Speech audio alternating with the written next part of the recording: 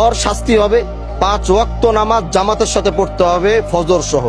আপনার মেয়েরে আমি সমাজের সামনে আনি নাই, কারণ আমি কোনো মায়ের ইজ্জত নষ্ট করতে চাই না, আমি আমার কোন বোনের ইজ্জত নষ্ট করতে চাই না। যে অপরাধ করছে আমি সমাজে আইনা দাঁড় করে দিতে পারতাম, আমি মানা করছি, আমি বলছি না আমি তার আনবো না। আপনার মেয়ের ইজ্জত আমি নষ্ট করি নাই, চাইলে আমি এখানে ওরা দাঁড় করে দিতে পারতাম। মানুষ দেখছেন এখানে ক্যামেরা চলতেছে দুনিয়ার, আমি আমার এই বোনের ইজ্জত আমি এভাবে নষ্ট করব? সে ভুল করছে। আমি এটাই বুঝাইতে চাইছি যে প্রকৃতভাবে দ্বিতীয়বার আল্লাহর কসম করে বলতেছি, দ্বিতীয়বার যদি আমি এইরকম আরেকটা কথা যদি আমি আপনার মেয়ের নামে আর জীবনে শুনবো, এটা তরে শুদ্ধ আমি এখান থেকে খেদাই গেল।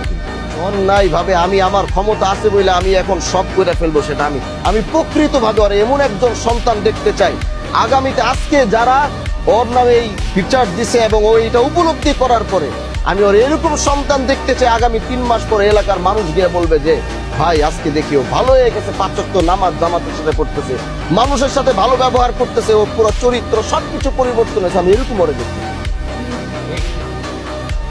মানুষ চাইলে সবকিছু সম্ভব।